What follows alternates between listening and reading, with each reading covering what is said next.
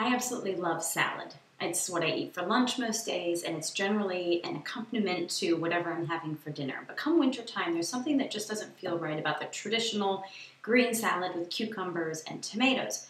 However, I also can't see a Thanksgiving feast without some sort of cold green vegetable or some sort of green salad.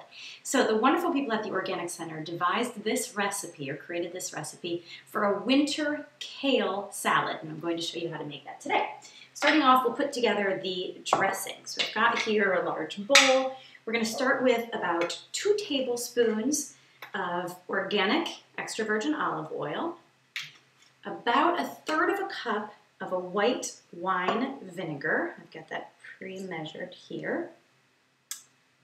2 tablespoons of lemon juice, which I can squeeze here. Again, of course, you want to make sure you're using organic whenever possible. That's going to go for your olive oil, your vinegar, your lemon juice, and of course your kale when we come to that. And get the rest of the juice out of that lemon there.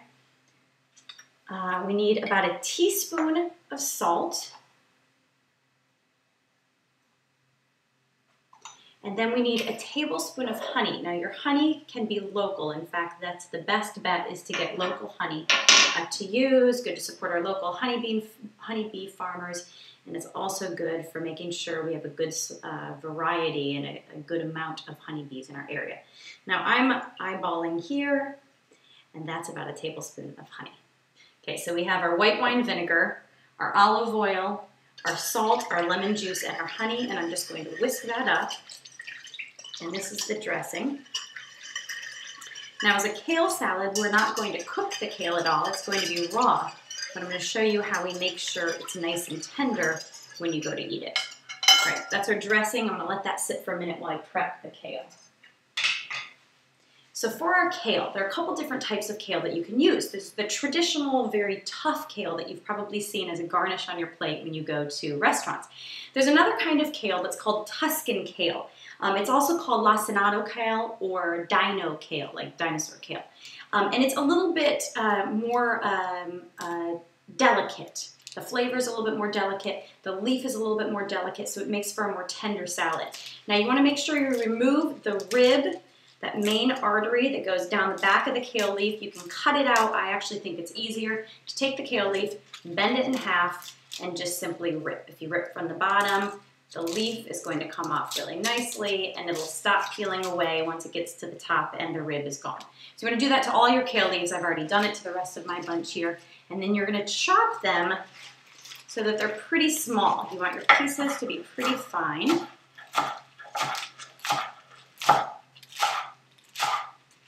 And I'll go through all of the kale this way.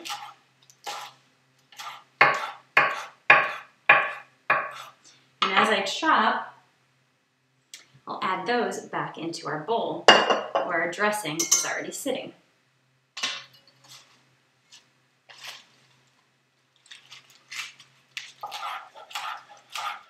Okay, now all of my kale is in the bowl here. And I used mostly the lacinato kale, which is that Tuscan kale that's more delicate, but I also used a little bit of the more traditional horsey kale because it was what I could get my hands on.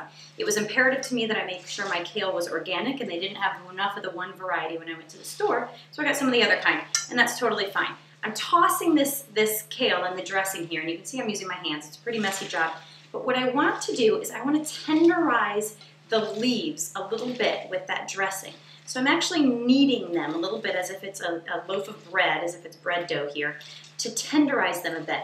Now I want to make this ahead of time, which is another tip for Thanksgiving. Of course, you always want to prep as many of your foods ahead of time as you possibly can to cut down on that last minute panic before you serve it to your guests. But you can see already that the leaves have decreased in size, and they are much, much more tender. Look at that, they're starting to get a little bit darker in color. It's actually getting a little bit bruised, but it's tenderized them quite a bit. So there we have the kale, looking very good. And I'm going to add to that now about 1/4 of a cup of goat cheese. Again, you want to make sure it's organic. Now, a lot of people who are lactose intolerant, surprisingly, can handle goat cheese. They can't handle any dairy from cows, but they can handle it from goats. Of course, if you have a family with some food allergies, you might want to serve the goat cheese on the side. I also am adding about 2 tablespoons of raisins and 2 tablespoons of slivered almonds. You could also use pine nuts. In fact, pine nuts would be delicious in this, but slivered almonds are what I had. I'll take my spoons, toss this up a bit, and look at that. A gorgeous winter kale salad that somehow just speaks holidays and speaks autumn to me, much more than a traditional green salad. Place that in the refrigerator, let it sit for a little bit as you prep the rest of your foods, and as you're taking that roast turkey out of the oven, pull out your winter kale salad and serve that with Thanksgiving to your guests.